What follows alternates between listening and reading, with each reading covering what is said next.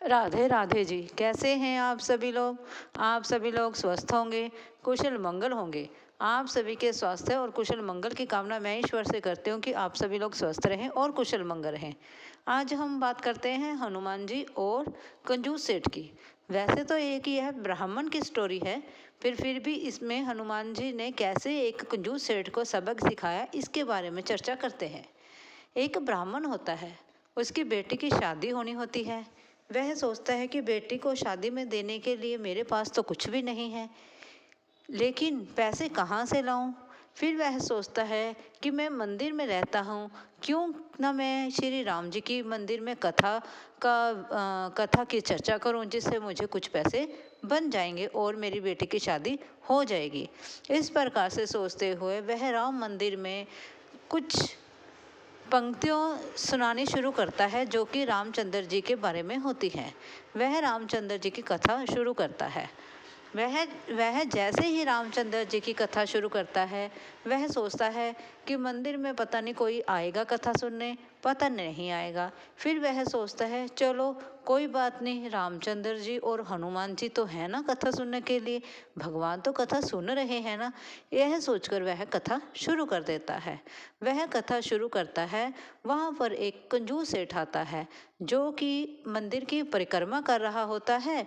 और परिक्रमा करते करते वह एक आवाज़ सुनता है, जो कि मंदिर के भीतर से आ रही होती है। भीतर से उसे दो व्यक्तियों की आवाज़ सुनाई देती है, जो कि आपस में बात कर रहे होते हैं कि पंडित कथा कर रहा है, उससे तुम्हें, हे हनुमान, जाओ पुत्र, जो पंडित हनुमान जी की और श्री रामचंद्र जी की कथा कर रहा है, उसको तुमने 100 रुपये का मुनाफा कराना है।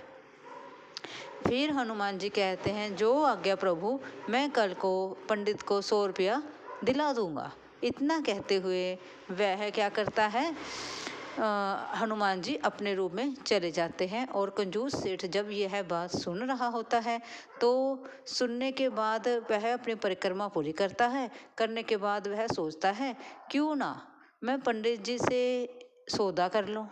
वह फिर पंडित के पास जाता है और उसकी पूरी कथा सुनता है। कथा सुनने के बाद वह पंडित को कहता है, क्यों पंडित जी कथा कर रहे हो, पैसा पूसा तो बहुत बन जाता होगा।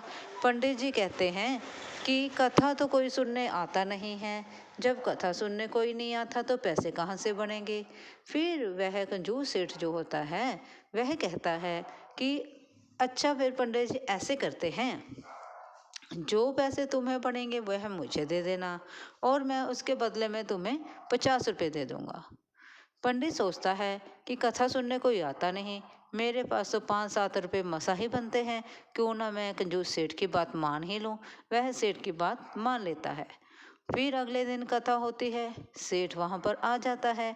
जब सेठ वहाँ पर आता है, वह पूरी कथा में बैठा रहता है, लेकिन उसका ध्यान कथा में कम और पंडित जी के पैसों में ज़्यादा होती है।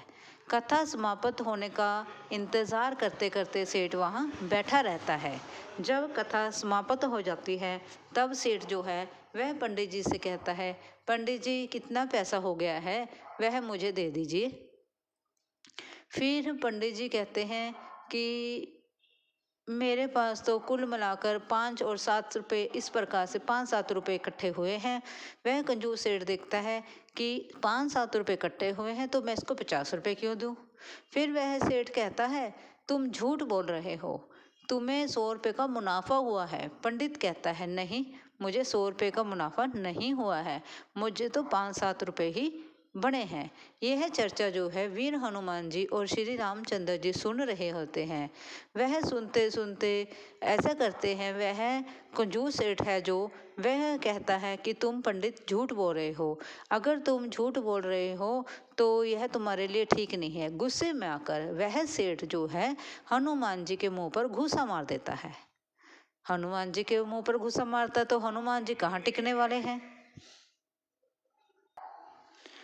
तो हनुमान जी अपने रूप में आ जाते हैं और सेठ को कहते हैं कि तुमने मेरे घुसा मारा है। इतना कहते हुए हनुमान जी जो हैं वह कंजूस सेठ की को अपनी पूंछ में लपेट लेते हैं और दे तेरे की दे तेरे उसकी पिटाई करते हैं। तब हनुमान जी कहते हैं, तुमने पंडित से जो वादा किया था वह पूरा करो। जो 5-7 रुपये उसे मिले हैं वह तुम रखो और उसे 50 रुपये दे दो। इस प्रकार से हनुमान जी ने उस कंजूस सेठ से 50 रुपये निकलवा कर पंडित को दिए, और जो बाकी के 50 रुपये थे वह वीर हनुमान जी ने श्री रामचंद्र जी के कहने पर पंडित जी को दे दिए। इस प्रकार से पंडित जी को 100 रुपये बने, और जिससे उसने अपनी बेटी की शादी की। इस प्रकार से हम किस प्रकार से कह सकते हैं कि भगवान आते नहीं हैं, भगवान आते हैं, हमें बुलाना नहीं आता, हम उन्हें समझ नहीं पाते।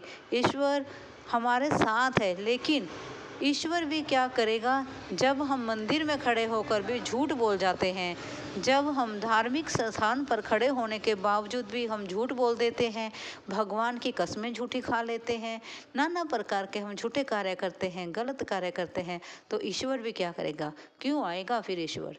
ईश्वर तो सच्चाई और भावना के साथ आता है, ना कि बेईमानी और झूठ के साथ आते हैं।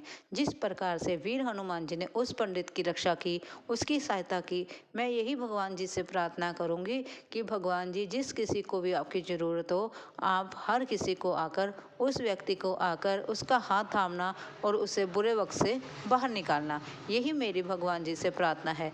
अगर आपको वीडियो अच्छी लगी हो प्लीज़ लाइक और सब्सक्राइब जरूर करें।